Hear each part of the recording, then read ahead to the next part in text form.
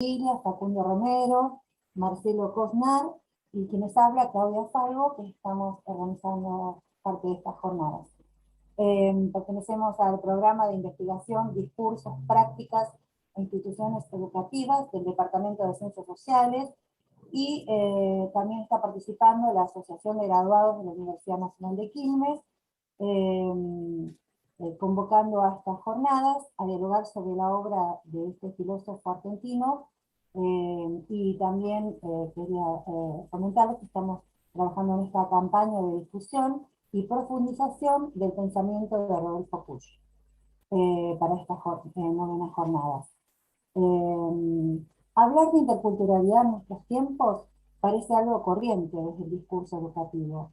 No obstante, esa ansiada interculturalidad está atravesada por múltiples variables, no siempre claras, para quienes ocupamos cotidianamente ámbitos educativos, tanto como para enseñar, como para aprender, cualquiera sea el nivel, inicial, primaria, secundaria y superior, del que se trate, cualquiera sea. Un diálogo desata de suyo un tema intercultural, que es preciso pensar desde el lenguaje de la seminalidad, o la razón seminal, en el sentido de vegetalidad humana o de memoria de especie que habla. Sea con palabras o de cualquier otro modo, en ese sentido, nuestra mesa propone una aventura dialógica por la obra de Kusch, con el propósito de pensar la educación, junto con los posibles ejes temáticos que de algún modo gravitan de modo situado en nuestras aulas, que, de suyo, se presenta como un tema intercultural. Es decir, pensamos en conjunto hoy de qué hablamos cuando hablamos de intercultural, y específicamente pensando en la obra de Rodolfo Kusch. En ese sentido, bueno, le paso la palabra a Mónica Fernández, quien va a introducir el conversatorio de hoy. Bueno, ¿qué tal? Buenas tardes a todos, todas y todes. Es un gusto para mí estar hoy con ustedes, compartiendo sobre todo la obra de este gran filósofo argentino llamado Rodolfo Kusch. Interesantes son estas novenas jornadas sobre Rodolfo Kusch, organizadas por el querido Pepe Tassat, ¿sí? Y que se le ocurrió en este año hacer algo así, como ven en el rosco de inicio, ¿no? Somos muchas universidades quienes estamos trabajando, tratando de llevar los conceptos y las perspectivas filosóficas de Rodolfo Kusch al interior de la comunidad universitaria.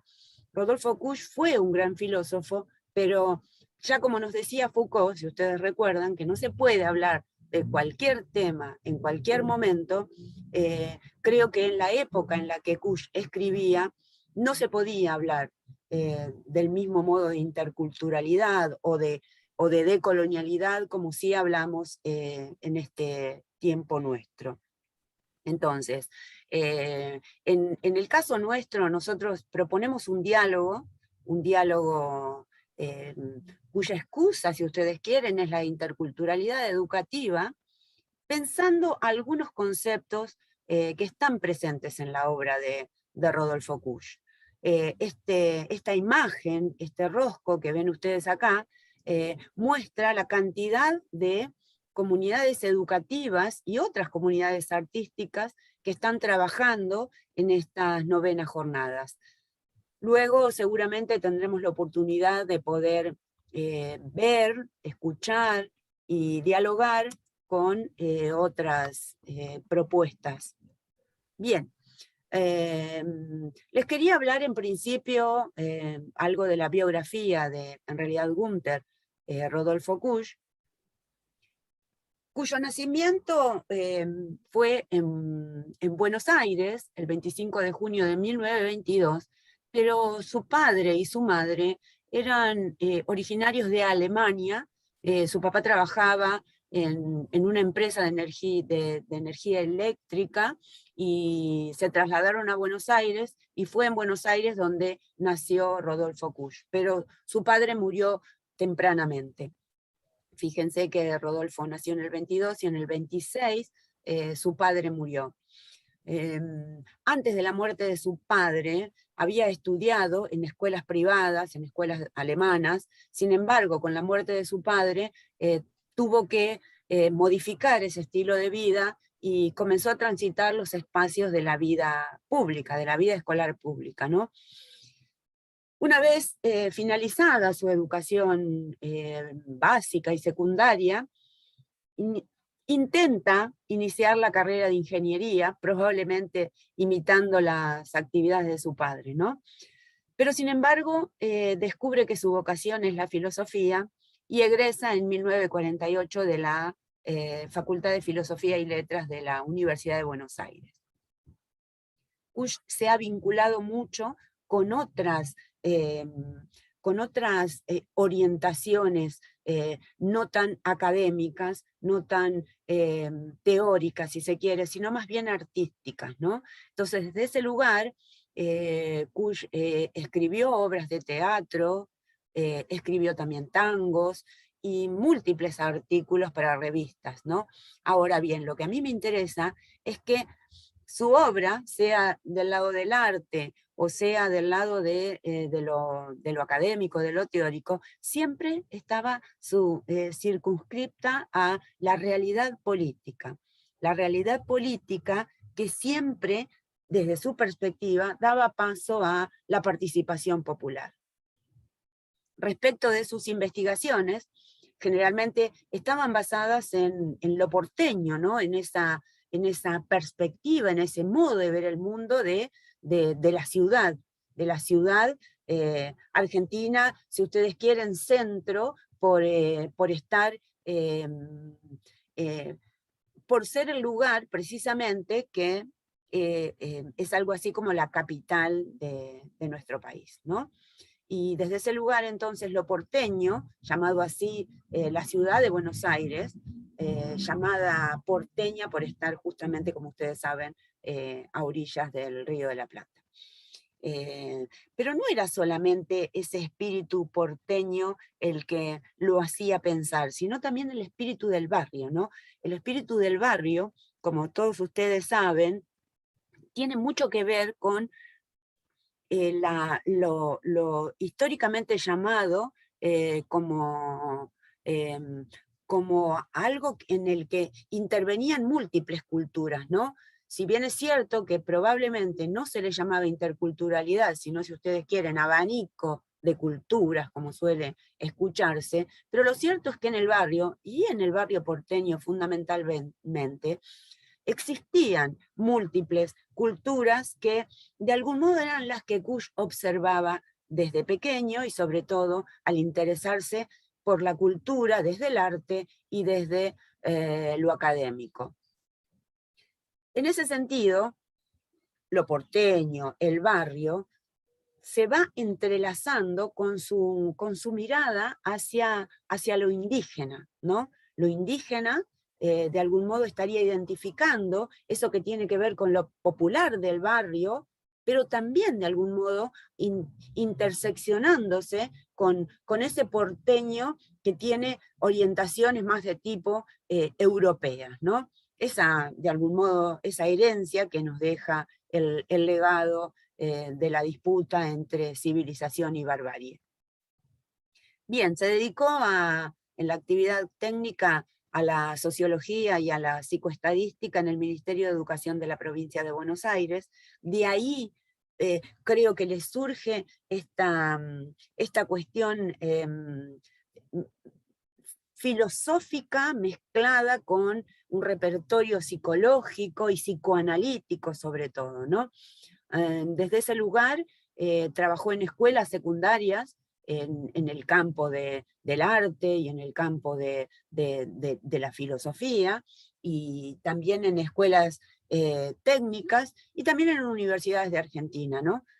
Por ejemplo, en la Universidad de Buenos Aires, pero sobre todo, y esto es lo más interesante, en Cuyo y en Salta. Y en el resto de América trabajó en varias universidades de Bolivia.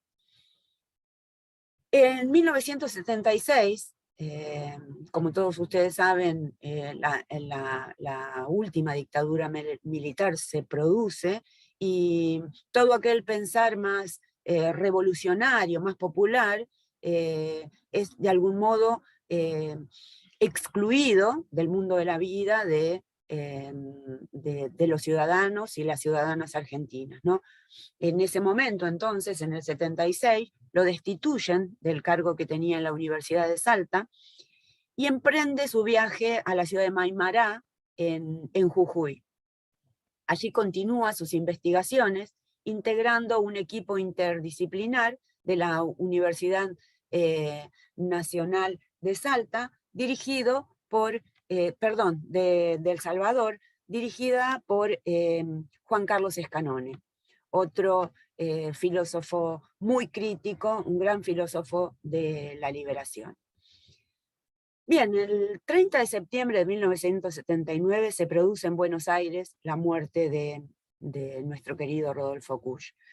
Había viajado a Buenos Aires para iniciar un tratamiento médico por el problema de salud que tenía, pero se produce el deceso en ese año, 1979, con lo cual no tuvo la oportunidad de visualizar las experiencias que se fueron gestando luego de la recuperación de la democracia. Algunas obras, les traje, me encanta esa caricatura, y les traje algo de la producción de Kusch, más bien la producción más vinculada al campo de sus investigaciones, ¿no? Las obras completas se pueden bajar de un drive, que está la dirección ahí, pero lo pueden pedir. Y estas fotos que les dejo, de algún modo, son las fotos de textos que tengo, además de las obras completas, ¿no? Solamente me falta La seducción de la barbarie, no la puedo conseguir, pero el resto de las obras tengo las originales, sobre todo, ¿no? Bien. La primera obra de Kusch es La seducción de la barbarie. Creo que en esa obra Kusch comienza a pensar en la posibilidad de encontrar el fundamento de el pensar americano, como le llamaba él, que ahora le podríamos llamar el pensar nuestro americano, ¿no? La seducción de la barbarie, en ese sentido, como ustedes podrán ir interpretando, tiene mucho que ver con esa dicotomía entre civilización y barbarie, ¿no? De algún modo la tesis de Kusch es que el pensar mestizo, el pensar nuestro americano, termina seducido por esa barbarie, ¿no? ¿Por qué? Porque de algún modo nos convoca desde lo sentiente, ¿no? Desde lo sentipensante, nos convoca desde lo biológico, hasta incluso desde lo biológico o desde la vegetalidad, como le gusta denominarlo a él. Entonces escribe La seducción de la barbarie con una prosa muy literaria, ¿no? Es un ensayo en el que él aún no se atreve a completar esa investigación. Entonces es un ensayo a ratos muy mezclado con lo literario, ¿no? Con el pensar del tango, con el pensar de lo popular, pero también con el pensar de esa otra barbarie más vegetal, ¿no? Que todavía no está presente, pero sí se termina de construir en su segunda obra, que es de 1962, que es la América Profunda. La seducción de la barbarie es de 1953, no lo tengo acá identificado. El punto es que son casi 10 años que existen entre una obra y otra. Y creo que en el prólogo ya de América Profunda, en ese sector ya él trata de identificar por qué esa larga espera entre la seducción de la barbarie y la publicación de la América Profunda. Hoy queríamos compartir con ustedes algo que tiene mucho que ver entonces con la tesis de América Profunda, ¿no? Que tiene que ver de algún modo con contraponer lo que llama la ira de Dios con La ira del hombre. No quiero insistir en esto porque tenemos una filmina más. Entonces, les leo apenitas lo que dice, no lo llama prólogo, sino que lo llama exordio de América Profunda. Dice, este libro pudo haber sido terminado hace muchos años, pero le faltaba el fundamento, o mejor, la definición exacta de lo americano en su dimensión humana, social y ética. Era esta una exigencia que había quedado en pie en mi primer libro, La seducción de la barbarie, donde había analizado lo americano a partir de una intuición del paisaje. Este es otro concepto fundamental, ¿verdad? El paisaje. Porque el paisaje de algún modo nos pone frente a un campo de símbolos, a un campo de entes, si ustedes quieren, que es lo que él llama eso que gravita en torno a nuestro estar siendo, ¿no? Les voy tirando así aguijones para ver si pueden interesarse en algún punto, en alguno de los conceptos. Entonces, ese estar siendo, ¿sí? o esa gravidez del suelo, es lo que para Kusch es el modo de pensar nuestro americano, ese modo de pensar mestizo.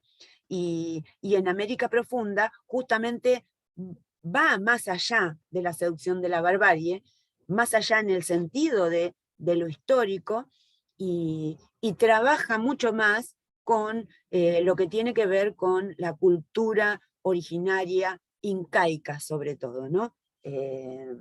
Pensando en esas dualidades o diarquías que existen en las cosmovisiones indígenas.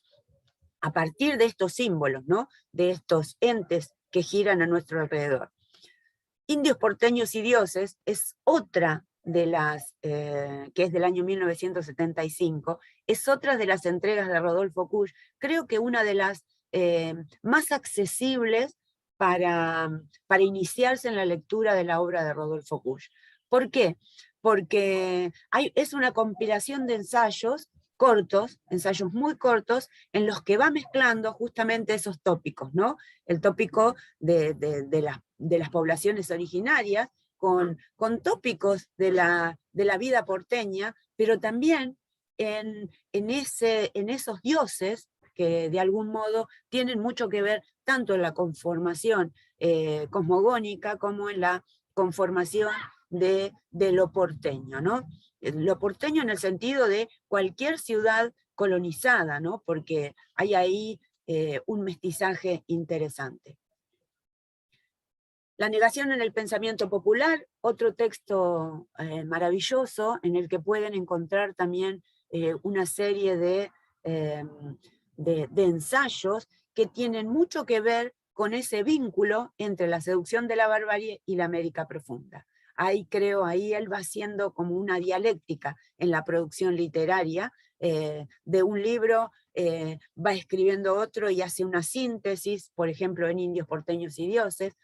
Y la negación en el pensamiento popular trata de convocar esos tres tópicos de sus tres libros anteriores, básicamente pensando en toda la tradición del Martín Fierro y cómo el Martín Fierro y otros textos populares de nuestro folclore de algún modo hacen a la formación de nuestro pensar mestizo.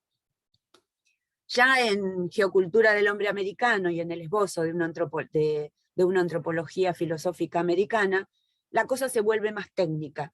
Va pasando de un estilo de escritura literario, poético, muy alegórico, si se quiere, a algo que, sin abandonar en algunos momentos esa prosa literaria, se va transformando en algo más técnico en estos dos últimos textos.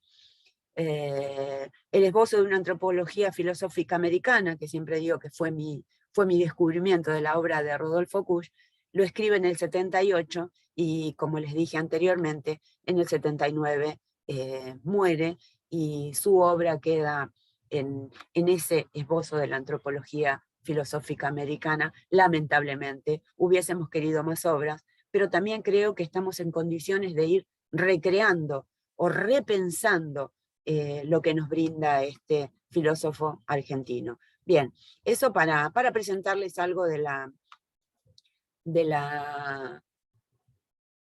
literatura de Kusch. Yo no sé si alguien quiere intervenir. Facundo levantó la mano. ¿Sí, Facundo? Bueno, Moni, nada, para hacer algún aporte más de lo que viniste comentando hasta ahora, que para poder hacer algo más dialogado, ¿no? Digo, vos hablabas en la presentación de Rodolfo, sin duda que primero un intelectual que ha sido ocultado por la academia, ¿no? Suena mucho al amigo Arturo Jaureche respecto de las nociones de lo que vos hablás de barrio, ¿no? La noción de pueblo, en antagonismo con el pensamiento, la colonización pedagógica, de qué manera es importante pensar cómo esa idea de pueblo, de barrio, es una construcción social que tiene sin duda un crisol de identidades y de culturas, de una multiplicidad de culturas que es importante. Y bueno, los que nos fuimos acercando también y vamos conociendo un poco más, yo insisto, también no me siento un conocedor acabado de la literatura de Kusch, pero también hay algo que también despertó ese interés, ¿no? De qué manera Kusch se cuestionaba o cuestionaba la intelectualidad al interior de las universidades, sobre todo en los años 70. Me parece que eso resume por qué en el 76 lo destituyen de su cargo, ¿no? Sobre todo por su posicionamiento político ideológico, sobre todo por identificarse con el peronismo, y sobre todo una deuda que tiene el sistema universitario, la universidad en general, es quizás obviar esa etapa, ¿no? Digo, todos reconocemos como una primera revolución importante lo que ha sido la reforma 1918, que permitió a los estudiantes tener la posibilidad de disputar la vía política, y para los compañeros docentes la libertad de cátedra, los concursos y demás, pero que esa primera revolución no resolvió algo tan importante como el acceso, como la gratuidad a la universidad, ¿no? Eso lo resuelve después en el año 49, y Kusch ya hacia el año 70 se pregunta qué rol tiene, digamos, qué pasa con la intelectualidad respecto de un proyecto peronista que la universidad no está conteniendo, ¿no? Que no contiene. Y bueno, esto tiene una vigencia, ¿no? Ahí por ahí Rogelio hacía alguna carga, y digo que hay algo que en la actualidad no tiene vigencia, ¿no? Existió durante un tiempito, ahí voy Rogelio, un tiempito lo que se llamaron las cátedras nacionales, que por ahí introdujeron la posibilidad de ir discutiendo algunos ejes, pero también es verdad de que a partir de esta invitación que hace el Pepe, y que vos venís, ustedes, digo, vienen realizando del proyecto de investigación, nos da la posibilidad a los que estamos interesados en ir indagando y conocer más en profundidad la literatura y la producción de Kusch. ¿Quería hablar alguien más? Yo no los veo, perdonen. Rogelio. Rogelio. Sobre lo que comentó Facundo, yo lo estoy profundizando ahora, pero en realidad conocía los personajes. Por ejemplo, a Elizabeth Lanata de Kusch en algún momento. Ahora, en lo que acaba de contar Mónica y en lo que vengo viendo en estas jornadas, hay elementos para no sentirnos marginales o perdedores. Fíjense, Mónica mencionó a Scanone. En la inauguración de las jornadas estuvo Emil Secuda. Yo, en una forma un poco excesiva, digo, Kusch está presente en el pontificado de Francisco. Scanone es una de las semillas de la teología del pueblo. Y Francisco puede tener sus virtudes personales, que las tiene, pero es un reconocimiento a toda esta condición americana la que se manifiesta en su elección. Y sobre todo en esto que ha ocurrido, que es el Sínodo de la Amazonia, donde han ido todos los andinos, que han ocupado un lugar como el Vaticano en algún momento. Es decir, si bien la academia o la antigua academia rechaza esto, por otro lado hay vertientes en el que está en el centro del escenario. Eso quería aportar, es decir, nosotros estamos desde la universidad llegando a algo que ya tiene vida. De modo que eso nomás. Ok, gracias, Rogelio. Muy rápidamente, comentarles esto que les venía diciendo, ¿no? De esa diarquía o dualidad.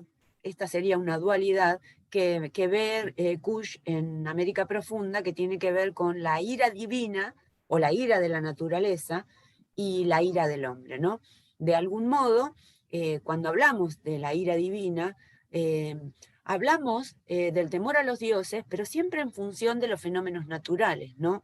Esto no es propiedad de las cosmogonías nuestroamericanas, sino que en líneas generales, universalmente, se ha temido a la ira de los dioses. Y desde ese lugar, buscar la forma de interpretar lo que pasaba con esos fenómenos naturales, ¿no? Digo, toda la mitología escandinava, romana, griega y tantas otras, de algún modo inician el filosofar tratando de explicar cómo se producen esos fenómenos naturales, ¿no? Y cómo los responden desde un modo mítico, ¿no? O mágico, si ustedes quieren. Y eso, claro, con el paso del tiempo se fue perdiendo, porque cuando interviene la famosa racionalidad, terminan dejando de lado lo que tiene que ver con la ira divina o la ira de la naturaleza. Ira de la naturaleza, entre comillas, que es muy actual, ¿sí? Tenemos terremotos, tenemos inundaciones, tenemos incendios forestales, tenemos tantos problemas con la naturaleza, y esos problemas que tenemos con la naturaleza, de algún modo no, de todos los modos, tienen que ver con esa ira del hombre que ya vamos a ver. Quiero ir rápido para que podamos conversar. Entonces, ¿qué era lo que pensaba Kush, ¿no? Pensaba que las poblaciones originarias, desde esas cosmogonías, desde esas particulares formas de ver el mundo, solo pensaban en lo que sembraban, ¿no? ¿Y por qué? Porque eso les daba de comer, ¿sí? Y también pensaban en el erotismo con su mujer, ¿no? ¿Y por qué esa conjunción entre la posibilidad de lo que sembraban y cosechaban y la mujer? Bueno, porque en ambos resortes, en ambos modos de pensar, en la comida y en la reproducción, había, ¿no?, algo que tenía que ver con el estar en esa naturaleza. Pensar en el sembrado porque me da de comer, esta es una frase de Kush. El poblador originario creía únicamente en su sembrado porque le daba de comer, en su mujer porque le daba hijos, y en su llamita porque le llevaba la carga, ¿no? Esto es bien interesante, por lo menos para mí. Para mí es interesante ver cómo el miedo a la ira divina tiene mucho que ver con esa reproducción, ¿no? Con ese erotismo, con ese amor hacia su mujer, hacia sus hijos, hacia su pareja, ¿no? Hacia lo que de algún modo amaba, ¿no? Y amaba su sembrado y amaba su llamita que le llevaba la carga. Entonces, en la ira divina el punto es ese, ¿no? Es un punto, si ustedes quieren, político, porque político en el sentido del parentesco, ¿no? Hay ahí una política de unión erótica, de unión por el amor, erótico en el sentido de amor, ¿no? Y eso, de algún modo u otro, como tiene que ver con lo que nos emparenta como seres humanos, tiene que ver con eso que uno podría pensarlo desde el punto de vista político por el vínculo, ¿no? Bien, hay otras cuestiones vinculadas con la ira divina, solo les traje algunas. La diarquía cosmogónica, que me parece muy interesante, porque esto sí ya nos pone en algo más pluriversal, porque si bien es cierto que, bueno, Rita Segato, como Claudia siempre menciona, habla de un patriarcado más fuerte y uno más débil, ¿no? De cualquier modo, nuestras poblaciones originarias tienen el lado patriarcal, pero desde el punto de vista de pensar al hombre un poquito más arriba en el sentido de organizador de la vida comunitaria, ¿no? Bien, que podríamos llamarle patriarcado con Rita Segato de baja intensidad. Sin embargo, sí, adelante, Claudia. No, sí, sí, existe un patriarcado de baja intensidad. Buscando en las obras de los feminismos comunitarios, por ejemplo, que estoy haciendo últimamente, destacan de ese patriarcado, ¿no? De alguna manera, porque, digamos, en las disputas, por ejemplo, políticas por los territorios, la mujer era el bastión muchas veces, entonces era el premio de esos lugares. Entonces, algunas feministas comunitarias de Guatemala, por ejemplo, Leona Carnal, o de Bolivia, Adriana Guzmán, por ejemplo, ellas hacen una crítica un poquito más profunda desde ese punto de vista. Si era distinta, por el entronque, como ellas la llaman, el entronque patriarcal que se sucede con la llegada de la conquista, sí, por supuesto, se hace mucho más potente y cambia radicalmente ese patriarcado, sin duda. Pero sí había un piso, digamos, o digamos, un germen ahí que estaba latente de alguna forma, ¿no? Pero igual, la cosmovisión es totalmente distinta, ¿no? Eso está, sin duda, ¿no? Esta relación que vos mencionás con la naturaleza y cómo se va, digamos, esa espiral cósmica de la que ellos hablan, bueno, tiene otra relación, pero sí estaba esto. Escuchándolas estos días por una cuestión personal de investigación, sí, ellas hablan de eso. Pero bueno, eso da para otro momento. Para otro conversatorio. Para otro conversatorio, sí, pero quería aclarar eso nada más. Está muy bien, gracias, Claudia. Está muy bien porque el otro concepto del que quería hablar, que esto me lo enseñó alguien que pertenece, creo que era un compañero, un colega boliviano que estaba en una de las actividades en las que yo estaba participando, y yo hablaba de dualidad cosmogónica, y él me dijo que no es una dualidad, sino que es una diarquía, porque la diarquía lo que nos permite es ver cómo construían en comunión, ¿no? Cómo ordenaban la vida entre ambas, en pareja, ¿no? De a dos. Gobernaban de a dos, si se quiere. Más que dualidad, entonces hay una diarquía. ¿Y dónde encuentro eso? Cuando Cuya habla de Viracocha, de Tunupa, de la Pachamama, de la Mamacocha, digo, en Viracocha hay como 5 signos, y esos signos son interesantes, eso lo van a encontrar en América Profunda, son muy interesantes ver cuáles son esos 5 signos. No solamente porque tiene que ver con la reproducción humana, con la necesidad de alimento, con la necesidad de convocar a la divinidad, sino que tiene que ver también con que Viracocha no tiene sexo, ¿sí? Viracocha no es hombre ni mujer.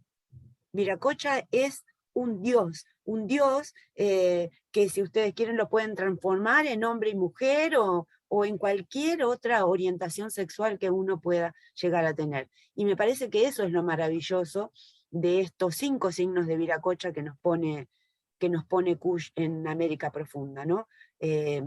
Porque sí, en ese dibujo del indio Santa Cruz de Pachacuti, que lo pueden buscar en internet, es bien interesante ver esas diarquías, ¿no? Como el sol, la luna, la tierra y el cielo tienen mucho que ver en la construcción del modo de ver el mundo, sobre todo de poblaciones originarias incaicas, que son las que más trabajan en América Profunda.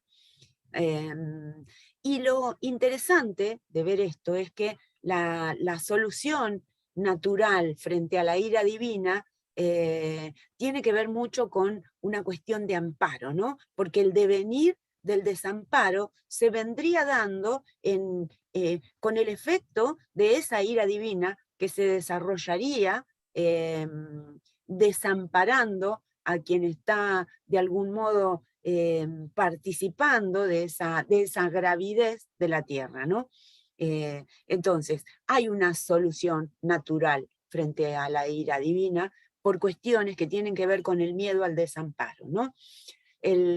Bueno, el concepto de estar de algún modo busca evitar la pesadez del mundo mediante esa conjuración mágica, que tiene mucho que ver con los dioses, ¿no?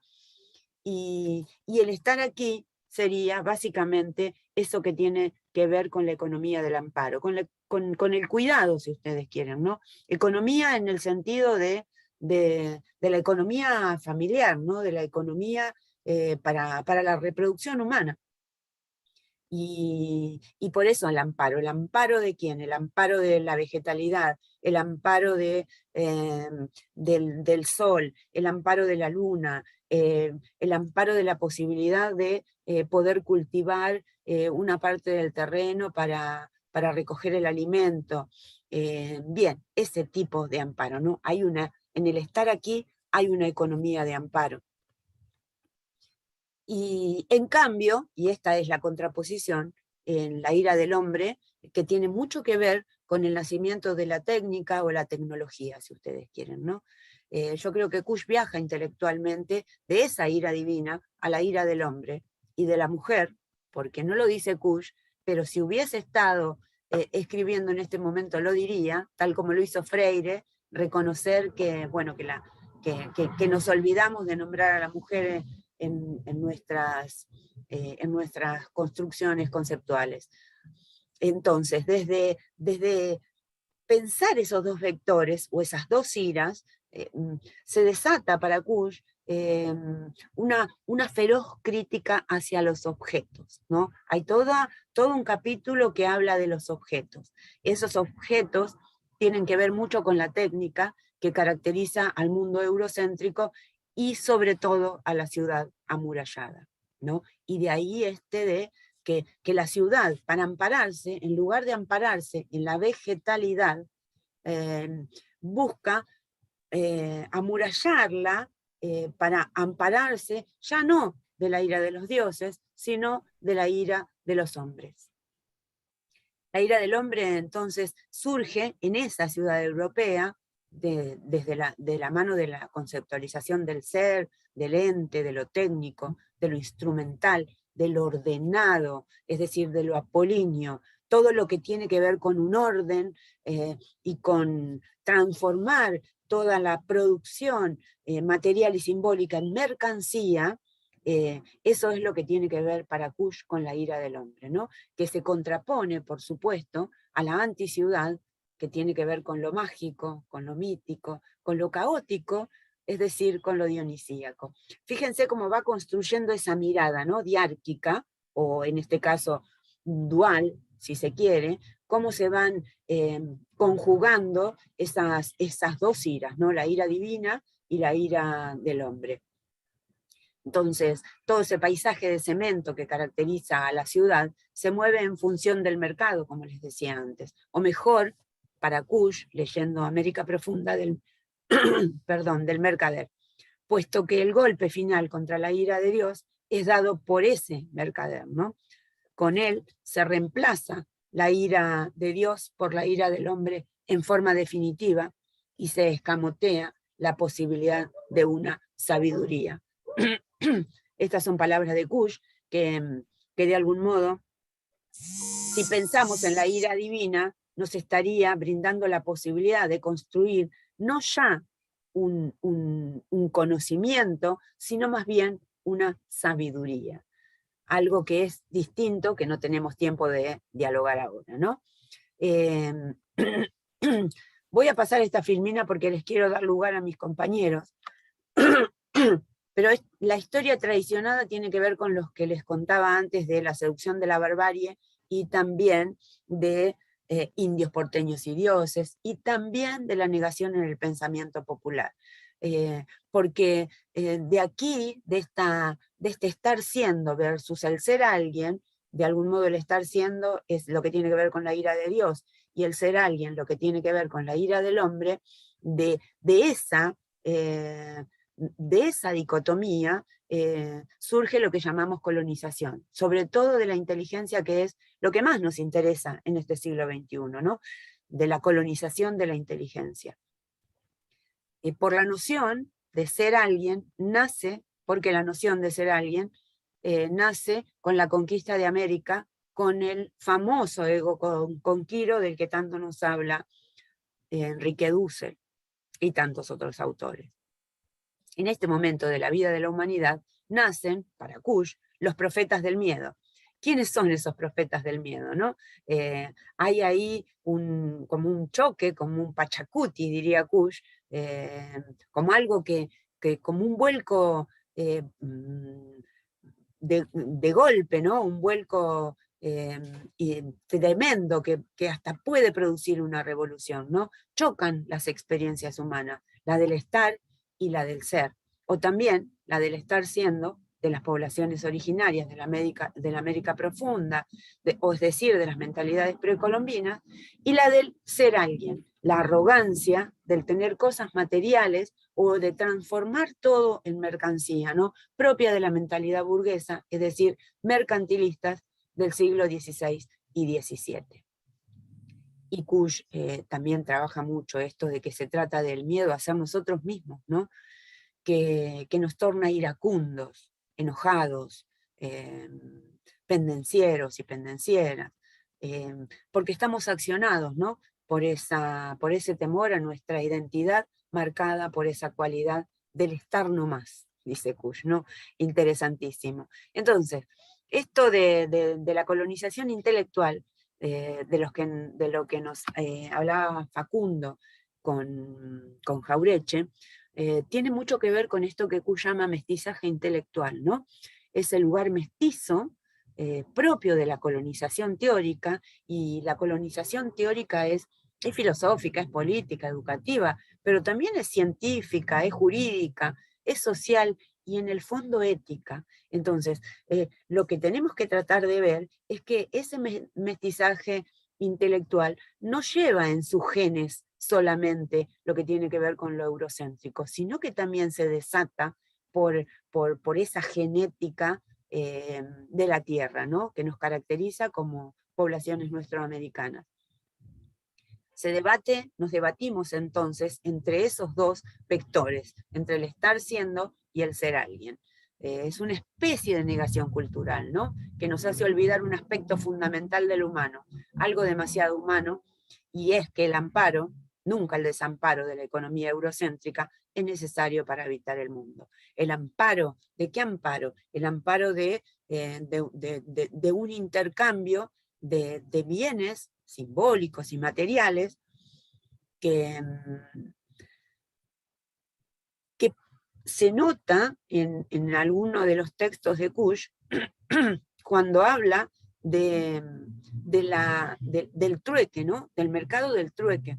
Algo que estamos viendo mucho últimamente en eso que llamamos economía social y solidaria, ¿no? Esa sería para Kush una economía de amparo, mientras que la economía eurocéntrica, la del mercader, la de que todo transforma en mercancía, sea incluso los bienes culturales son transformados en mercancía para el mundo eurocéntrico, esa sería para Kusch una economía del desamparo.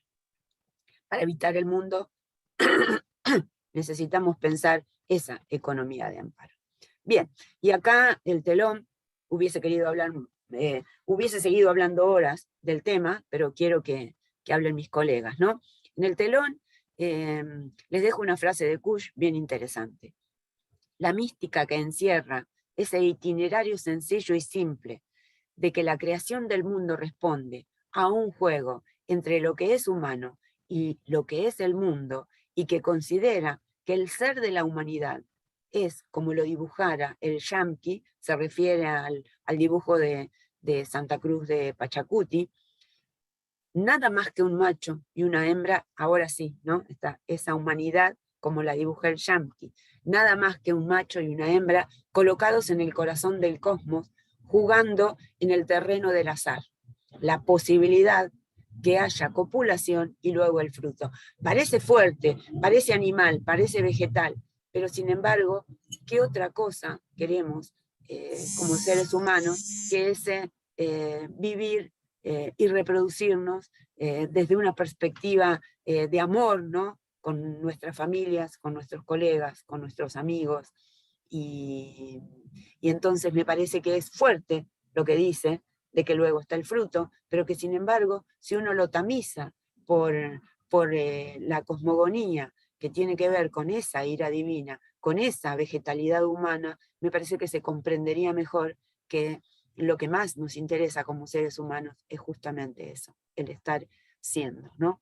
No dejando de lado lo eurocéntrico, sino de algún modo conjugándolo, ¿no? Mestizándolo de una manera que permita que surja lo que éramos en otro momento de nuestra historia, nuestro americano. Bien, ahí lo dejo de compartir, a ver si los puedo recuperar.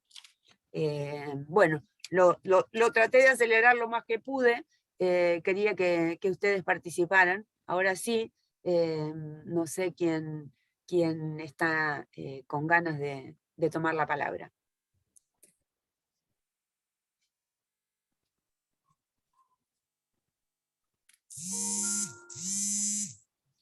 Rogelio, que nos querías contar algo que tenías con la población, con herederos de la cultura incaica. Hiciste una cantidad de cosas y cada una da para mucho, digamos. La inquietud, les decía, mía, viene a partir de, no, es actual, en el sentido de ver a la Argentina, por ejemplo, que es donde nosotros habitamos, muy permeable a las influencias externas. Y eso es un desequilibrio, y en algún momento me puse a buscar de dónde encontrar las energías internas que produzcan el equilibrio, como quien une el hemisferio lógico con el hemisferio simbólico, que es el hemisferio simbólico es el de los pueblos, es el de la cultura popular, el que es la razón creativa. Y lo encontré en aquellos a los que se refiere Kusch, que no es una cultura fósil, no es una cultura sojuzgada, colonizada y postergada, sino que está absolutamente viva y que necesitamos encontrar las formas de que ese diálogo intercultural tenga un escenario. Es decir, porque hay voces que articulan la razón creativa en América, de modo tal que en ese camino encuentro, por ejemplo, que la Declaración de las Provincias Unidas de Sudamérica se hizo en 3 idiomas, en castellano, en aymara y en quechua. Y un tiempo después, en guaraní. este detalle señala que esa permeabilidad a lo externo y una postergación de lo interno se nos ha escamoteado, se nos ha escapado. Y puestos a recuperar ese dinamismo y esa energía interior, nos acercamos a la gente de la que habla Kush. Y están vivos y plantean, como decía Mónica, la conjunción de las energías masculinas y femeninas que tiene que ocurrir en todos los seres humanos, en cada uno de nosotros. Así se concibe, porque en realidad la energía masculina, la de Viracocha, es la energía de expansión, y la energía de Mamá Oclio, que es un rostro femenino de esa cosmogonía, es la energía de seducción. Pero no es que existen en esa cosmogonía, es algo que está planteado también para cada uno. En cada uno de nosotros han de reunirse esas energías, como se reúnen en muchas otras culturas, como se reúnen en el taoísmo, en el yin y en el yang, o se reúnen en el cristianismo, en ese ángel Gabriel de la Enunciación que canta Mercedes Sosa, que baja de un rayo y cubre con su sombra a María, que es la tierra. Es decir, en el pensamiento americano se encuentra una profundidad que alcanza a muchas culturas, digamos. Cierro con esto. A ese antecedente de un nacimiento de Argentina hablado en 4 idiomas, le sumo que antes de eso, Quilmes, que es donde vivimos, existe a partir de una reducción andina, digamos, diaguitas, quechuas, aymaras, de que además existió un plan Belgrano que se planteó en Tucumán, que consistía en hacer a un inca, presuntamente a un Condorcanqui, rey en las Naciones Unidas de Sudamérica, con capital en Cusco. Entonces, de todo esto también habla Kush. Y por el momento lo tengo simplemente como un rumbo, un direccionamiento que nos puede aportar el equilibrio de lo externo, que no rechazo, lo europeo, lo universal. Nosotros estamos abiertos a los mejores valores del espíritu universal, pero necesitamos anclar, y Rodolfo Kusch señala un sujeto capaz de sostener un diálogo que está vivo hoy día y que tenemos que encontrar la forma de que ese diálogo se materialice. Punto. Gracias. Les pido la palabra. Sí, adelante, Humberto. Sí, coincido con Rogelio. Justamente les comenté que estaba leyendo la geocultura del hombre americano, y ahí encuentro una referencia muy clara de Kusch respecto al diálogo intercultural. En la página 253, Kusch dice: todo diálogo participa de la problemática de una interculturalidad, ya que lo que se dice de un lado y del otro se enreda con residuos culturales. Esto lo está entendiendo Kusch a la cultura, ¿no? Como el baluarte, lo dice él, baluarte simbólico en el cual uno se refugia para defender la significación de su existencia. Lo está diciendo Rodolfo Kusch. Me llegó muy profundo esto, porque en realidad está hablando de qué manera podemos dialogar de manera intercultural y entendernos.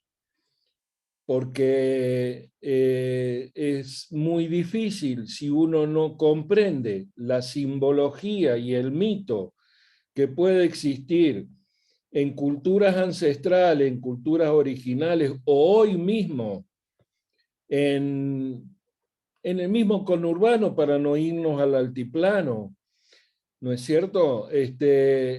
Y entender la simbología y el mito con el que habla esta gente, sería muy difícil entender. Yo había pensado un ejemplo, por ejemplo, la palabra árbol, dicha en la ciudad, lo que puede llegar a significar. El arbolito en la vereda, el donde va mi hijo a sentarse a ver pasar los coches y demás. Pensemos lo que es la palabra árbol dicha en el altiplano, dicha por un hombre originario, de acuerdo a la cultura ancestral. Estoy hablando con un dios, estoy hablando con la Pachamama, estoy hablando eso. Es lo mismo cuando decimos en la ciudad vamos al centro, y esto lo leí en Porteños y Dioses, ¿no es cierto?, de Kusch. Dice, vamos al centro, y para el ciudadano ir al centro significa ir a un centro comercial, a un lugar donde hay bancos, hay coches, hay de todo, ¿no es cierto? Pero sobre todo un centro comercial. Y lo que significa ir al centro para un hombre en el altiplano, que es ir a lo originario, a lo ancestral, a la convocatoria con sus dioses, ¿sí? Entonces, bueno, esto es lo que me dejaba y lo que me está dejando Kusch en cuanto a lo que es el diálogo intercultural, ¿no?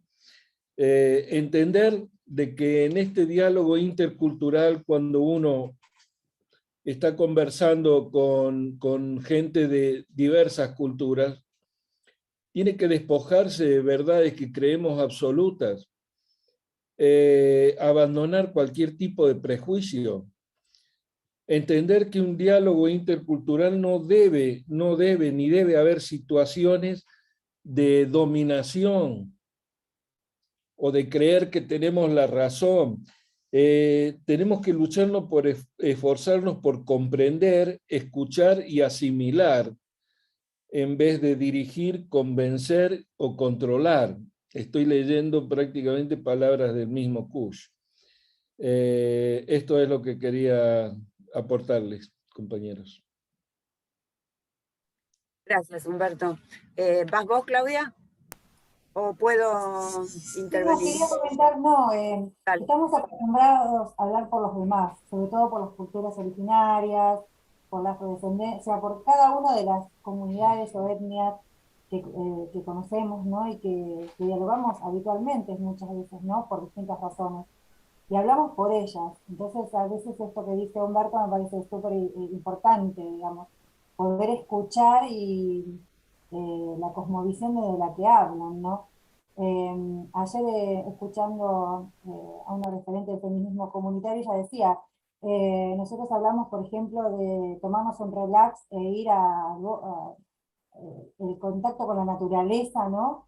Y para ellos el contacto con la naturaleza es otra cosa, es otra relación, ¿no? Y esto, lo corporal con el territorio, lo corporal nuestro, es más posesivo, es más de poder, es más patriarcal, ¿no?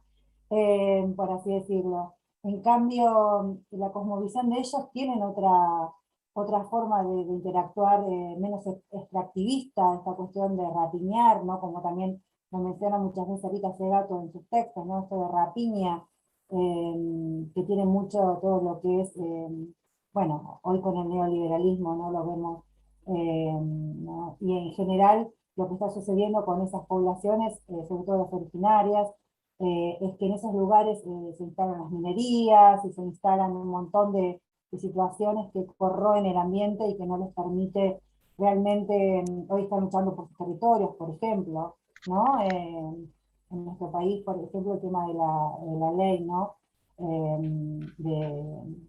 Por el respeto a su territorio, ¿no? Entonces, bueno, me parece que es importante rescatar la voz, escuchar y nada, y no atropellar como solemos hacer a veces por nuestra formación y nuestro lugar de poder que tenemos, que no nos damos cuenta muchas veces, pero tenemos un poder que a veces trasgrede, no deja ser, ¿no? Nada, eso, me parece que traer la voz de ellos y que pudieran estar también, ¿no? Y bueno, y por otro lado también lo que comentaban es el silencio, ¿no? De las voces latinoamericanas, de todos estos intelectuales de Jauretche, de Kurz, de Dussel, o sea, que tienen que entrar en los espacios académicos no para hacer otra hegemonía, sino para ser parte biológica, ¿no? Intercultural precisamente, ¿no? Nada, eso me quedé pensando en todo lo que fueron comentando y me parece que es importante rescatar todas estas voces que no están, ¿no? Que merecen su espacio de discusión también, ¿no? Con lo positivo y con aquello que se deba discutir críticamente y que nos aporte, ¿no? Nada, era eso que quería comentar. Me parece maravilloso lo que decís, Claudia, porque es justamente la propuesta que nos trae Kush, ¿no? Es la posibilidad no de excluir nada, sino justamente de transformar. Hay uno de los conceptos que tiene Kush que es maravilloso también, que es el de fagocitación, que a mí me gustó, me costó mucho asimilarlo porque me parecía tan violento hablar de fagocitación. Pero después, cuando habla de fagocitación, lo que quiere decirnos, o lo que interpreto yo que quiere decirnos de la lectura, es justamente esto de que el mundo europeo no existiría, ¿no? Sin el mundo nuestro americano, y no solamente por la extracción de recursos materiales, sino de los simbólicos, ¿no?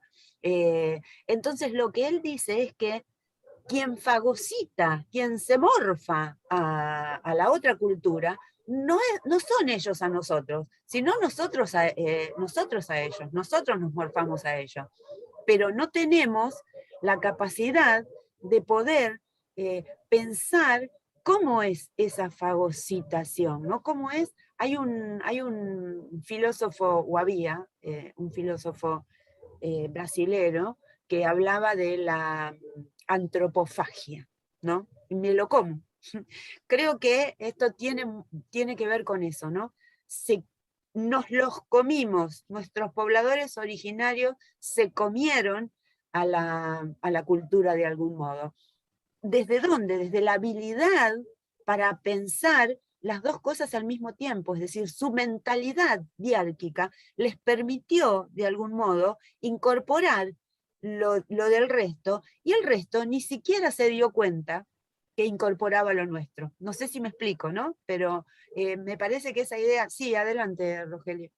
Mónica, justamente por lo que decís, yo quería proponer que en este diálogo que van a iniciar hay un artículo de Kush del año 75 que se llama La cultura popular como fundamento para los sectores medios, que está en Geocultura del Hombre Americano, que mencionó Humberto, que hay que leerlo porque plantea lo que vos decís y dice que los sectores medios, como carecen de cultura, se apropian de la cultura popular. Claro. Y hablan de eso, pero en esa mesa en la que hablan no hay ninguno de los de la cultura popular, porque habla en otra forma. Claro, claro. Hay un artículo, pero denso, pero me parece que daría para conversarlo porque está cerrando, está alineado con muchas cosas que se dijeron acá. Y cuando uno conversa, yo lo estoy haciendo con algunos hermanitos de Cusco, que justamente Cusco quiere decir ombligo, el centro lo tenían en el ombligo. Y uno hace autocrítica de lo europeo, ellos no exageran, dicen, miren, en ese encuentro de dos mundos, diártico, en ese encuentro de dos mundos, nosotros éramos la conciencia y no estuvimos a la altura. Ellos.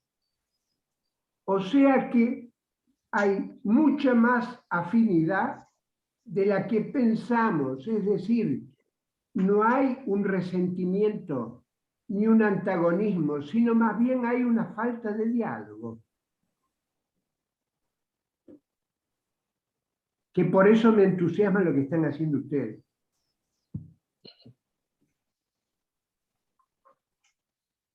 ¿Alguien más? Hay tanto para hablar con Kush, hay tantos conceptos que uno los puede ir trabajando, pero lo importante es esto, es pensar en que nadie quiere perder el confort que tenemos o la tecnología que tenemos porque es la que nos permite estar dialogando en este momento. Pero también es cierto que necesitamos cuidar la naturaleza y como no la pensamos importante, o no la pensamos porque no nos damos cuenta en la vorágine de la vida cotidiana de cómo se está destruyendo esa naturaleza en función de esa ira del hombre, ¿no? Esa ira del hombre que todo lo convierte en mercancía. Me parece que ese es el punto importante, ¿no? Yo no quiero perder mi confort, pero también quiero recuperar lo que tiene que ver con nuestra tierra, ¿no? Con nuestras formas de pensar. Y para eso tenemos que seguir dialogando desde la academia, sobre todo, como decía Claudia, porque necesitamos incorporar una nueva forma de pensar los saberes y los conocimientos, ¿no? Necesitamos algo así como vectores que nos permitan trocar esa epistemología eurocéntrica y construir nuevas. Y creo que Kush nos da la posibilidad de pensarnos desde lo intuitivo, ¿no? Él arranca diciendo esto: mi ensayo tiene que ver con una intuición. Intuyo que nuestro mestizaje intelectual de algún modo nos puede permitir salir de ese espíritu de dominación o de esa necesidad de ser alguien, ¿no? Voy a estudiar para ir a trabajar, voy a trabajar para comprarme un auto, que lo quiero mi auto, tengo mi auto, ¿no? Pero también pensar en lo otro. Eso es lo que quiero decir. No tirar nada, no excluir nada, sino andar juntos y juntas.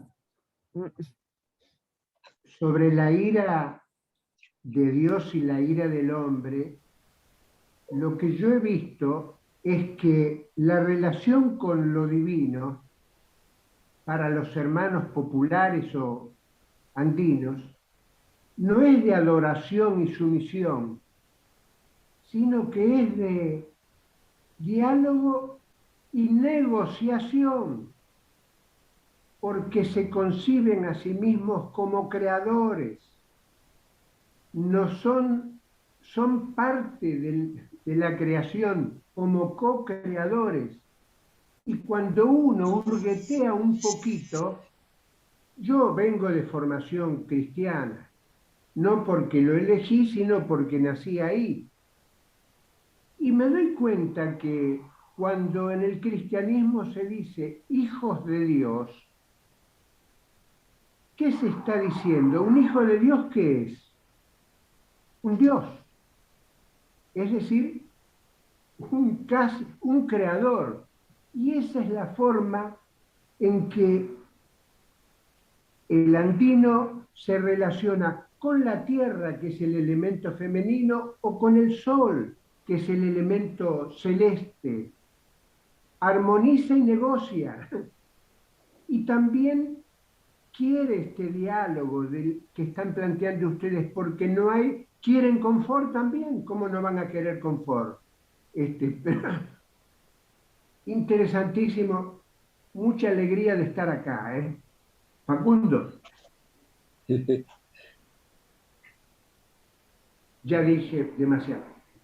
Bien, veamos la hora. Ahí Marcelo quería hacer un aporte, Moni. A ver, Marcelo. Ah, adelante Marcelo, adelante. Sí, sí, se me escucha porque estoy teniendo muchos problemas de conexión. No sé si estoy saliendo, si me pueden oír bien. ¿Se escucha bien? Buenísimo. Sí, por cierto, todo es más que interesante, y todas estas enumeraciones de citas y de todas las cuestiones que hemos estado comentando, especialmente, bueno, todas esas, como decía Mónica, ¿no? Esos aguijonazos, ¿no? Como para introducir en este diálogo, son por supuesto que muy, muy interesantes. Y con esto de la cuestión de la ira de Dios y la ira de los hombres, que lamentablemente en este tiempo pasó a ser ira de los hombres, y donde hemos perdido el punto de vista, ¿no? De lo que es el pensamiento ancestral, el pensamiento indígena. Yo creo que hay un término que hoy por hoy se hace muy, muy necesario recuperar, y muy necesario de volver a poner, a posicionar dentro de la academia, que tiene que ver con lo que los quechuas llaman el sumas causai o el suma camaña para el pensamiento aymara, o el cume felén de los mapuches, ¿no? Es decir, si no volvemos a pensar en ese equilibrio, en esa necesidad de ser todos parte de este multiverso, no universo, sino de esto múltiple, en lo cual todos los seres vivos tenemos una importancia central, y dejamos de pensar que el humano, y especialmente el capital, ¿no?, que puede generar el humano, es lo único que puede dirigir el quehacer del mundo. Bueno, sabemos que tarde o temprano tenemos los minutos contados. Entonces, quisiera, bueno, poner en consideración esos términos que me parece que son más que necesarios de agregar en este momento al debate, ¿no?, al diálogo. Era eso nomás. Gracias. Bien. Muy bien, Marce, tenés mucha razón. Hay que incorporar esos términos, y me parece que son importantes, porque es difícil para nosotros pensarlos, pero necesitamos recuperarlos. Necesitamos recuperarlos sobre todo porque la ciudad de estilo europeo lo que nos ha dejado es un gran individualismo, ¿no? En esa muralla que nos deja, ¿no? Y desde ese lugar creo que la complementariedad que tienen las visiones cosmogónicas, y que todavía utilizan, ¿no?, los y las pobladores originarios, me parece que es lo único que nos puede acercar un poco más a los lazos a los lazos de amor, ¿no? Y no lo digo en el sentido de que ondas de amor y paz, lo digo en el sentido de eso, ¿no?, de lo erótico, de complementarnos, de querernos, ¿no?, de querernos como cacho de carne que somos. Me parece que tenemos que Mónica, recuperar. hay que tener en cuenta que Francisco Pizarro, que fue el conquistador del Perú, tuvo una hija con una ñusta, con una hija del Inca. O sea que no es como en otras partes, acá hubo amor también. Aún Sí, claro, pero yo no me refiero solamente al amor de pareja, sino que me refiero al amor en general, ¿no? Al amor a los hijos, a los amigos, a las amigas, bueno, pero porque también es de pareja. hablemos, porque no quiero dejar de lado otras orientaciones sexuales. Hay múltiples formas de comunicarnos, ¿no? Entonces, desde ese lugar, creo que eso es básico, pensarlo desde esa cosmogonía de Viracocha, porque no es ni hombre ni mujer, no importa eso no importa, ¿sí? El tema es cómo nos reproducimos intelectualmente, ¿no? La idea es esa. Y reproducirnos intelectualmente desde un erotismo, desde algo sentiente, por eso digo erótico en el sentido de sentir amor por el prójimo, ¿no?, por la alteridad, por el otro que está ahí cerca. Me parece que es una cuestión que tiene que ver con las éticas originarias y no tanto con las éticas eurocéntricas que son las que manejamos nosotros, ¿no? Por eso me parece importante recuperar esas cuestiones que tienen con la idea del buen vivir, que creo que algunos de los términos que mencionó Marcelo tienen que ver con eso, ¿no? Eso es lo que Pero, tenemos que recuperar. lo femenino y lo masculino para las culturas ancestrales son básicamente energías. Son energías de las que todo humano debe contar, digamos, porque yo pongo un negocio, tengo que expandir, tomar crédito, un restaurante pongo, y pongo toda mi energía masculina, pero en algún momento voy a tener que poner la femenina para que vengan los clientes y atraerlos. Es decir, que en cualquier acción humana se dan esas dos energías. Después está la genitalidad, que es otra cuestión, pero yo sé que introduzco algunos temas conflictivos, pero transmito lo que me parece que puede ser una solución. Lo femenino y lo masculino, Claudia está que se sale de la vaina cuando estás hablando de eso, Por eso lo digo. porque ves una feminista acérrima y no quiere hablar de que el sentir femenino está solamente en las mujeres. Vos lo estás diciendo, sacás tu feminidad de vos para atraer a los clientes, perfecto. Pero hay otros seres que no quieren ser ni femeninos ni masculinos, ¿no? Que quieren ser otra cosa, que no quieren sexo siquiera, no quieren Sí, que tener dentro de las sexo. culturas originarias es bastante más amplia la mirada. De hecho, bueno, muchas de las feministas comunitarias que estuve trabajando y escuchando, ellas hablan de, bueno, de la diversidad y ¿no? de esta relación con la naturaleza, y bueno, si la naturaleza es diversa, también el ser humano es diverso dentro de las relaciones, por así decirlo, amorosas, ¿no? Pero sí, ellas hablan del erótico, vos te referías al erótico, pero como cuestión también, otra vez, esta relación de la energía poderosa, ¿no? Pero bueno, la complejidad respecto a la cuestión del feminismo comunitario, eso daría para otra cosa porque, digamos, nada, hay mucho para, ellas critican un montón de cuestiones que el patriarcado ha instalado de los dos lados, ¿no? Ellas hablan de una doble opresión, la opresión de su pueblo en algún punto y de la que recibieron a partir de la conquista. Entonces, bueno, hay una complejidad ahí que no me gustaría que por desconocimiento, bueno, hablemos de algo que es mucho más profundo, ¿no? Por respeto a Totalmente esa de acuerdo. capacidad, ¿no? Me parece. Porque van a quedar cosas sueltas y van a creer que pensamos de esta forma y no, la complejidad es importante. Claro, por eso digo esto de que hay cosas que no tienen por qué ser ni femeninas ni masculinas, que pueden ser otra cosa. Energías, como dice Rogelio, como decís vos, Sí, de pero hecho, sin bueno, pensar en que nos apropiamos de una identidad narrativa porque queremos ser mujeres o porque queremos ser hombres o porque queremos ser otra cosa que no es ni hombre ni mujer, ¿no? claro. Me parece que eso tiene que quedar claro, ¿no? La idea no es la idea de la reproducción va más allá de la cuestión de la reproducción entre hombres y De mujeres. hecho, bueno, uno de los primeros museos de transgéneros está en Perú, ¿no? Con Giuseppe Campuzano, que fue uno de los, bueno, ahí de la movida de la transexualidad, no es muy común, era muy común dentro ¿no? del transgénero. Pero bueno, por eso, da para un montón de cuestiones, hay mucho para decir, pero no es el momento, me parece, no es el lugar. Solamente para abrir el paraguas, ¿viste? Por las dudas que no crean que estamos estableciendo una paridad, ¿no? Porque, Entre bueno, dos, Yo por quería eso digo hacer, paridad. no, pero además, Unidad. claro, pero además la complejidad de cada pueblo tiene su propia también idiosincrasia, o sea, su propio modo de ver el mundo.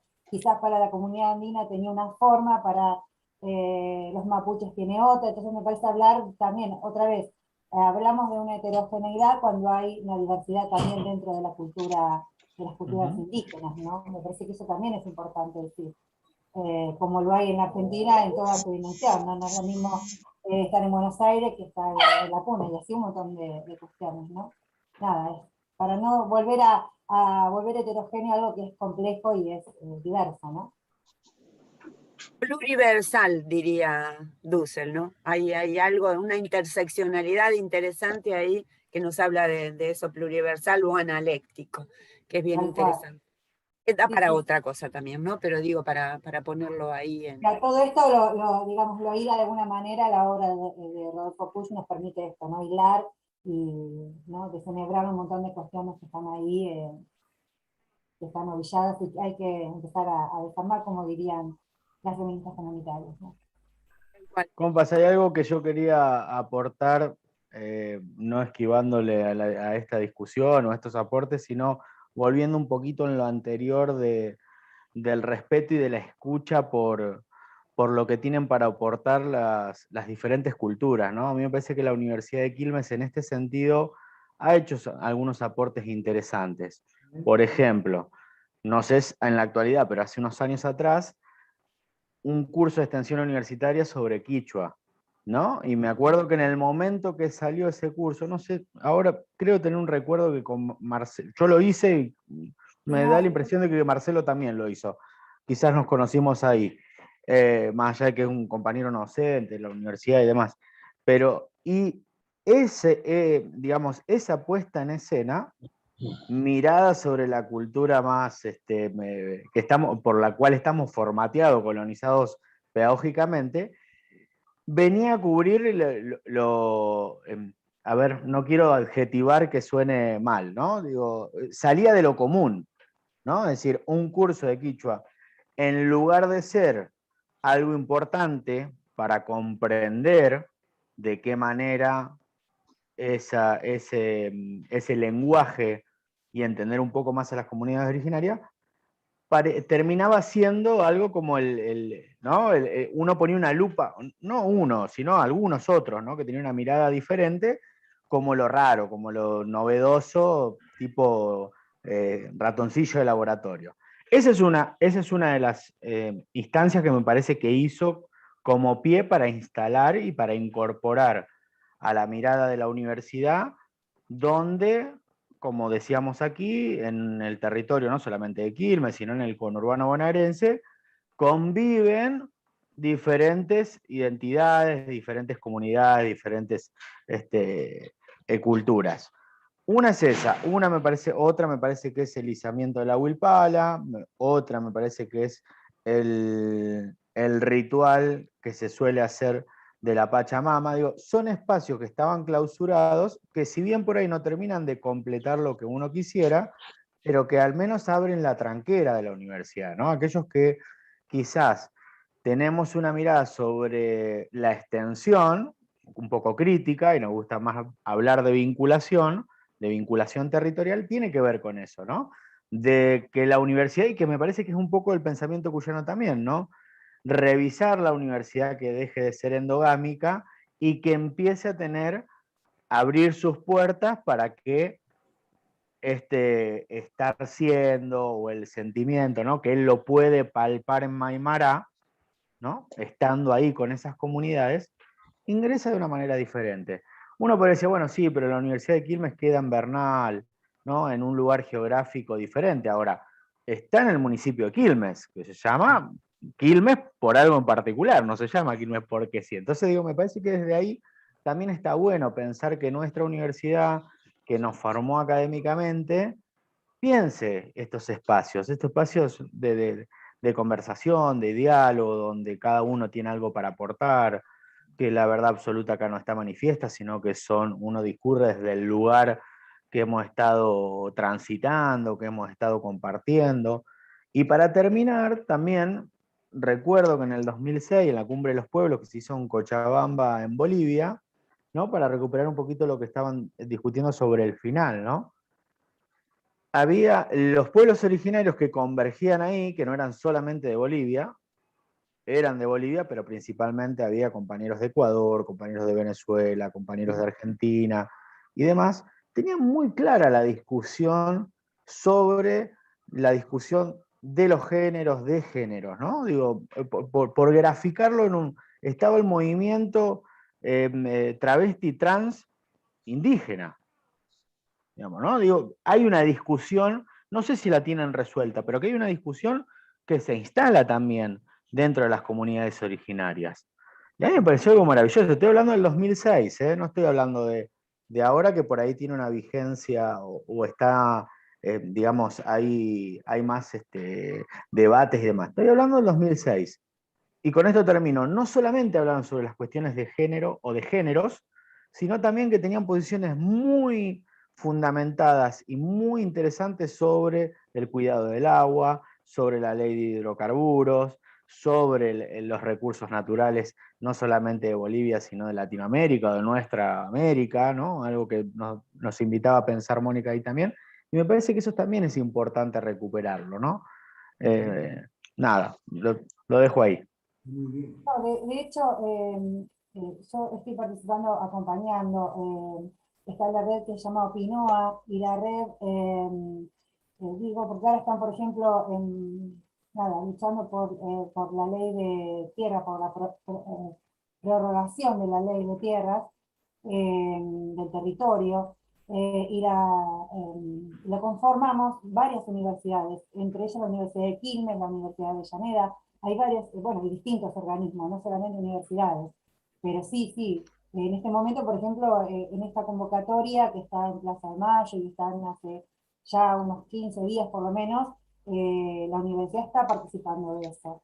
Pero también se hizo el encuentro plurinacional en la Universidad de Quilmes hace unos años, en el que participé, muy interesante, y ahí había otra, mira, por eso digo, es muy complejo y hay como en los feminismos, digamos, hay una diversidad, hay también una disputa seguramente de ideas distintas dentro de las comunidades, que eso tendrán que, bueno, por eso reverlo dentro de esa cosmovisión que ellos trabajan y manejan, ¿no? Me parece que de afuera nosotros podemos acompañar en lo que necesiten bueno, y este diálogo intercultural, pero bueno, hay cosas que son internas de cada comunidad, me parece que eso hay que tenerlo como, ¿no? Respetuoso. Porque, por ejemplo, en ese evento que participé del primer encuentro plurinacional, en la ronda del agradecimiento a la Pacha, había una diversidad, había personas afrodescendientes, había personas trans, o sea, la diversidad, me acuerdo que vino en esa convocatoria un representante de la diplomacia boliviana, acompañarnos esa vez, que se hizo en la Universidad de Quilmes, ya no me acuerdo en qué año, porque estoy perdida con los años, con esto de la pandemia, ya me olvidé de los años, pero sí, sí, eso es lo que vos decís, es verdad. Y después, bueno, con Pablo Quival, que hemos hecho varias veces en la universidad también el agradecimiento a la Pacha, ¿no? Sí, yo creo que sí hay un diálogo, empieza a haber algo distinto, pero me parece que hace falta trabajarlo mucho más, me parece, ¿no? Y sobre todo me parece que estos textos, estos autores, estos intelectuales, son los que reflejan y nos permiten entrar en esta discusión. Porque nada, lo sentimos, es cercano a nosotros. De algún modo nos está identificando, ¿no? Nos está interpelando, ¿no? Como latinoamericanos. Nada, eso, sí. Quería rescatarlo también porque parece que siempre también la crítica hacia la universidad sin contar esto otro, ¿no? Que va pasando, ¿no? A propósito de eso, perdón Claudia, a propósito de eso que viene diciendo Facundo y que venís reforzando vos, a mí lo que me parece interesante, la labor de vinculación social que viene haciendo la Universidad de Quilmes y muchas otras universidades, porque yo he trabajado también en proyectos de extensión, me parece bien interesante. Pero a mí lo que más me preocupa es el tiempo que está tardando en que esa bibliografía baje a las aulas que forman profesionales en la Universidad de Quilmes y en todas las universidades. Porque la extensión es muy importante para vincularnos, ¿no? Pero cuando estamos formando profesionales, si bien es cierto que algunas de los proyectos de extensión se transformaron en cursos de grado, esos cursos de grado no son obligatorios nunca, ¿no? Sino que los cursos de grado obligatorios, ¿cuáles son? Filosofía, historia, sociología, sí, ¿no? sí, es que Claro, si estuviera, digamos, esta bibliografía o esta discusión, quizás no haría falta que hoy estuvieran reclamando por los territorios, ¿no? Ya entenderíamos que son parte, además que la Constitución nos dice, ¿no? Que son preexistentes a la conquista, ¿no? De los pueblos indígenas. Entonces, bueno, no haría falta eso, ¿no? Pero bueno, tenemos tanta la mentalidad eurocéntrica instaurada dentro de esto que vos decís, dentro de las materias que cursamos y demás, que no podemos ver esa cosmovisión. No la podemos entender. Es Y que nos después, cuesta pensarlo, nos cuesta es que pensarlo sí, por me pasa esa también, mentalidad colonial, claro, colonizada que claro. tenemos, ¿no? Nos pasa en el instituto, o sea, cuando hablamos, digo, el Instituto de Formación Docente donde trabajo, ¿no? Muchas veces las estudiantes, bueno, piensan en los pueblos indígenas como pasado, porque es lo que han visto en su formación, ¿no? Entonces, de repente aparece el pueblo mapuche o cualquier otro pueblo luchando por sus derechos, pero ¿y cómo? Si no es que no están, hablamos de pasado, comían, vivían, estaban, pero no, están siendo, diría, no, están siendo, o sea, hoy, ahora. Incluso, para añadir algo, está oculto y no se dice que Juan Perón era tehuelche. Eso no sale a la luz. La mamá de Perón era tehuelche. Y él lo cuenta, que no es el único. Es decir, hay cosas muy ocultas. Cuando uno conversa con los hermanos andinos y ellos hablan de sus códigos andinos, han sistematizado el pensamiento, digo, yo ¿a qué vengo acá? Yo tengo que venir con mis códigos o mis verdades nacionales, porque yo vengo a intercambiar, vengo a dialogar, no vengo a hacerme quechua. Yo no voy a hacer quechua, porque no. Ahora, ¿y yo con qué voy? Y resulta que me encuentro con algunas cosas que formuló un originario nuestro, Juancito Sosa, llamado también Juan Perón, que resulta que me dan para conversar. Por ejemplo, cuando el hombre explica, nadie debe soñar con realizarse en una nación que no se realiza, ese es un código. Está en la genética de la Argentina, pero está repudiado por las aulas, porque lo de este hermanito mayor es repudiado por anticientífico o anti no sé qué, es barbarie. Y resulta que cuando uno se sienta y lee, cae de cola en el piso por las cosas que dice. Y cité uno, pero hay muchos otros. Y cuando uno rastrea, digo, pero ¿cómo? Si esto lo decimos nosotros, y es un tehuelche el que lo dice, pero está postergado.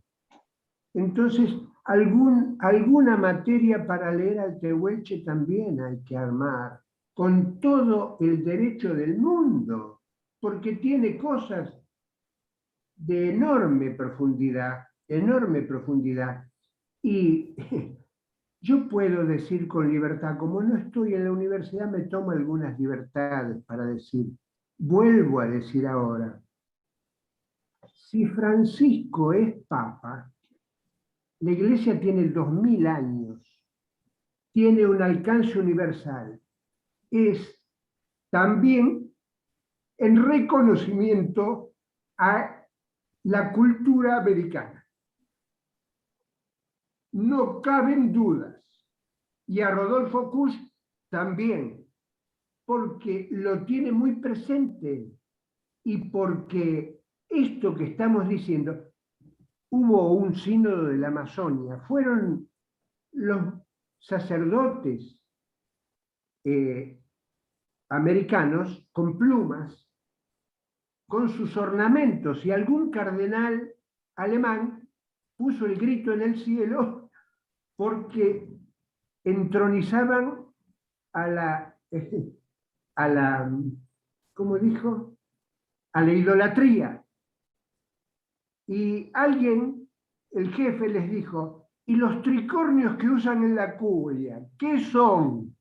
Es decir, el reconocimiento de lo americano está en el areópago, digamos, está en el areópago universal. Nosotros acá lo tenemos un poquito postergado en las aulas, hagámosle un lugarcito. No va a costar mucho trabajo, a partir de lo que decía Facundo, por ejemplo, recién, ¿cómo no podemos hacer un pequeño curso a donde algún hermanito venga y nos explique el sentido que tiene la ofrenda a la tierra?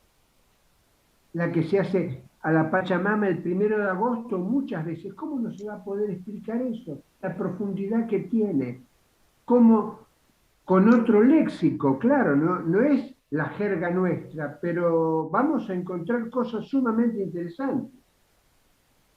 Hay actividades de esa, Rogelio. El punto es que, insisto en esto, para transformar los modos de ver el mundo, necesitamos transformar las epistemologías por las cuales investigamos, por las cuales hacemos ciencia, es decir, la voluntad de poder que hay en la ciencia eurocéntrica es la que no nos permite tener la posibilidad de contar con nuevas formas de investigar, con nuevos métodos, con nuevas miradas mucho más pluriversales, mucho más complementarias, ¿no? Me parece que lo que falta es eso. Pensamiento latinoamericano, creo que sería suficiente una materia que se llame pensamiento latinoamericano, ¿no? Que hable con latinoamericanos, no que hable con europeos. Sería más que suficiente. Y una acción... Yo, perdón, en la carrera de Ciencias Sociales, por ejemplo, no aparecía Kush.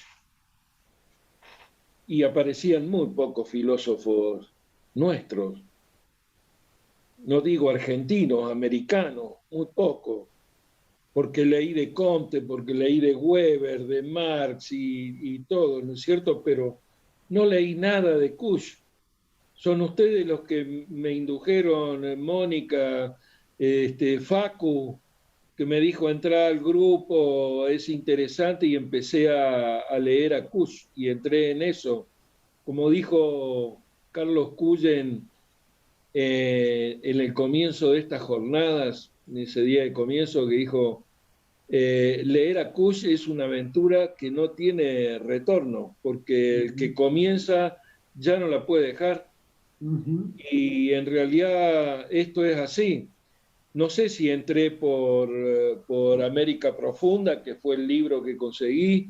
Tengo el problema que creo que tiene Moni también, que le gusta el papel.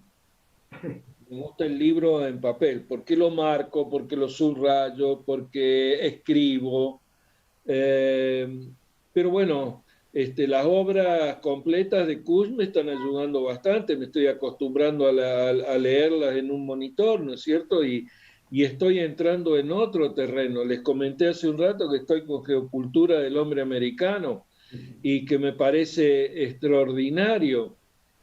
Cuando habla de la palabra chica, de la palabra grande, de la lógica de la afirmación y la lógica de la negación, y entrar a profundizar en estos temas y poderlos comprender. Y si no los comprendés, tenés siempre la posibilidad de volver atrás y leerlo un poco más despacio hasta que lo llegás a entender. Pero bueno, me parece que es todo un viaje. Me gustaría, ahora que estoy un poquito adentro de lo que sería el Departamento de Ciencias Sociales, representando a mis queridos graduados, llevar estas propuestas también a la mesa de discusión y decir, miren, tenemos que empezar a incluir estas cosas dentro de los programas, de lo que sea, pero cambiemos, eso sí lo podemos hacer. ¿Por qué no podemos incluir un autor como Kush? O como Cullen, o como Dussel. Estas son las cosas, digo, que de a poquito uno tiene que ir empezando a trabajar. La carrera me encantó, pero bueno, hoy veo como débito el no haberme hecho entrar en este terreno, que es el que estoy viendo ahora. ¿Sí? Bueno, eso nada más. Enhorabuena. Hay, Ahora, hay, hay profes, por ejemplo yo, que trabajamos con autores nuestroamericanos, pero la idea no es solamente esa, la idea es que haya materias, ¿no? Que Claro, haya claro, materias, que haya claro, asignaturas en las que uno se pueda inscribir. Pero el problema es que haya difusión de esas asignaturas también. Porque claro, al no claro, ser obligatorias, fíjate ahora que convocamos, había la mitad, había pocos inscriptos e inscriptas y estamos menos de los que se suponía que iban a estar, ¿no? claro. Entonces, entiendo que este es un momento de locura porque estamos con cierre de actas, con exámenes, pero era dialogar un poco sobre alguien que creo que fue a Claudia, que un profe le preguntó quién es Kush, ¿no? Y quién es Kush, y uno podría pensar, ¿y quién es Mariátegui? Y quién, bueno, hay otros que sí se conocen, pero que no se trabajan, como por Claro. ejemplo el cubano, ay, no me sale el nombre, alguien que Martí, más... Martí, Martí, gracias Humberto. Por ejemplo, Martí, ¿no? Que es, de algún modo es el sí, que le da el nombre claro. de nuestra América a esto que estamos queriendo hacer, ¿no? Y Eh, Moni, más aún, digo, los que provenimos del ámbito de la ciencia de la educación, digo, ¿por qué la importancia de poner en valor el pensamiento norteamericano, ¿no? Digo, aquellos que venimos del ámbito de la ciencia de la educación, Freire no tuvo cabida tampoco en nuestra formación, no por mencionar alguna, ¿no? Ni hablar de Claro. Simón Rodríguez, ni otro. hablar de Mariátegui, exacto, eso ¿no? iba a Como decir yo. digo, ¿por qué? Porque bueno, porque el pensamiento hegemónico se ocupó, y lo hizo muy bien, de clausurar aquellas voces disonantes, aquellas voces contrahegemónicas, digo, ¿no? Ahí, y para aportar también al debate y a la tarea para el hogar, si se quiere de alguna manera, ¿no? Hay un documental, yo soy un poco neurótico con el tema de los documentales, pero me parece que también habilita a veces los dispositivos de entrada a algunas discusiones. Hay un material audiovisual que se llama Educación en Movimiento, que cuenta experiencias de educación popular a lo largo y a lo ancho de América Latina, no solamente, por ahí haciendo síntesis y un poco acentuando a la experiencia del movimiento Sin Tierra brasileros, pero también recupera la Unibol de Bolivia, ¿no? La universidad que tiene una forma, una cosmovisión diferente de lo, insisto, de lo hegemónico, es lo contrahegemónico, de qué manera, y me parece que es importante lo que vos decías recién, ¿no? Hay que dar ese salto de que todas estas experiencias dejen de existir en los bordes, ¿no?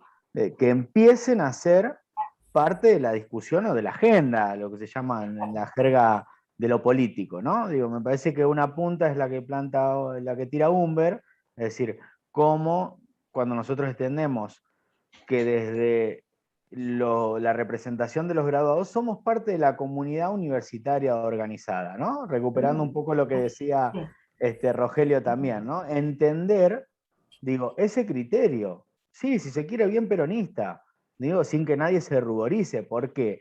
Pues digo, si hay una aceptación por parte del mundo universitario o el mundo académico en que 1918 ha sido la primer gesta revolucionaria, también lo tiene que ser la segunda revolución, que es 1949, con el 22 de noviembre, que levanta los aranceles para la universidad, pero que también lo es un año anterior la creación de la Universidad Obrera Nacional, que rompe el paradigma también, ¿no? Porque piensa una formación vinculada con los obreros, con los trabajadores. Y para mí, la última revolución en lo universitario fueron la creación de las 19 universidades, ¿no? De Cristina en adelante, que permitieron precisamente poner en tensión que el acceso a la educación superior ya no es para la casta, para un sector privilegiado, sino lo es para el conjunto del pueblo. Ahora, ¿eso resuelve una discusión como masividad e inclusión? No, todos nos gustaría hablar de la universidad masiva, no lo es. No lo es porque hay pibes y pibas, comunidades, hermanos latinoamericanos, bolivianos, paraguayos, brasileros, este crisol de culturas que tenemos en la República Argentina, que lamentablemente no van a llegar ni llegan a la universidad. Pero, y con esto termino, me parece que estas instancias, por más de que hoy seamos aquí 7, me parece que contribuyen a ir reproduciendo y juntando voluntades, ¿no? Digo, me parece que es importante también, primero para poner en valor el compromiso y sobre todo el tiempo que destinamos a esto, porque cada uno tiene sus labores y demás, pero que me parece que al menos vamos a dejar un material para dejar algunas reflexiones. Quizás seguramente faltan muchas cosas por aportar, pero me parece que es importante esto, ¿no? Digo, el aporte pequeño para que desde lo pequeño podamos pensar en ir conquistando algunas utopías realizables, algunas utopías más grandes que nos permitan en un cortísimo plano decir, bueno, nada, está la cátedra latinoamericana donde ya no es electiva sino obligatoria, ¿no? Dentro de las currículas. Claro, dentro de la universidad. Y además que si estamos formando, ¿para qué queremos universidades mal llamadas periféricas si los vamos a formar en un mundo que los va a excluir, que los va a volver a excluir, ¿no? Entonces me parece que es razonable construir una nueva mentalidad, porque una cosa es que mi suegra piense que mal del chico que viene juntando cartones, y otra cosa es que eso lo pueda llegar a pensar a alguien que tiene una formación académica, ¿no? Entonces, la intención es esa, la intención es que se forje en un pensamiento que le permita construir esa mirada donde entremos todos y todas, ¿no? Donde quepan todos, como decían los zapatistas, ¿no? Creo que eran los zapatistas, por ahí me confundo. Pero bueno, la idea es esa. Gracias, me gusta eso que decís, Facu, porque, bueno, de algún modo hay un inicio, ¿no? Hay un inicio. 7 personas son más que una. Ahora, yo quisiera proponer algo concreto, si es que hay voluntad, que es una próxima tarea que no es complicada y puede ser parecido a esto, es armar un mapa de los actores que deberían participar en este diálogo intercultural. Es decir, casi como en una tormenta de ideas, ¿quiénes tienen que estar acá sentados para los sujetos? Después, simplemente eso, lo dejo como una inquietud. El problema es que se sienten, Rogelio, que entren, que tengan interés de participar y demás, ¿no es cierto? Porque actores tenemos un montón, pero que tengan realmente ganas de participar y de aportar. A veces estamos viviendo en tiempos tan acelerados, cada uno con sus cuestiones, que pensamos que hablar de estas cosas, dedicarle 2 horas como estamos nosotros hablando de estos temas, es un poco perder el tiempo. Y en realidad, emocionalmente sabemos cuánto estamos ganando con estas 2 horas. Al menos lo sabemos nosotros 7. Bueno, será cuestión de trasladar este incentivo a demás gente para tratar de traerlas al rebaño. Bien, Claudia, no sé si querés ir cerrando, porque es tiempo y a menos que tengo que ir a cuidar a mi papá. Me toca, este es el horario, hasta las 12 de la noche me toca a mí. Entonces no quiero que mi hermana me haga juicio. No, ir pensándonos cómo podemos profundizar en esto y cómo podemos llevar este diálogo, abrir este diálogo a otros, ¿no? Es una tarea difícil porque cambiar la estructura de pensamiento de una sociedad tan capitalista o ya neoliberal se hace complejo, pero no perdemos las esperanzas, acá estamos y bueno, y hay por otros lados también esta lucha se da por otros espacios.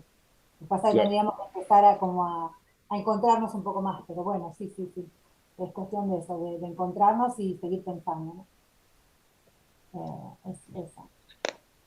La verdad que fue muy agradable participar el día de hoy en estas jornadas. Vengo siguiendo algunas que puedo estar escuchando cada día, la verdad que están muy, muy bien pensadas, muy bien organizadas y la verdad que en cada espacio que me estoy metiendo fui encontrando cosas para aprender sobre Rodolfo Kusch. Así que nada, agradecida por participar, es un regalo para mí hoy.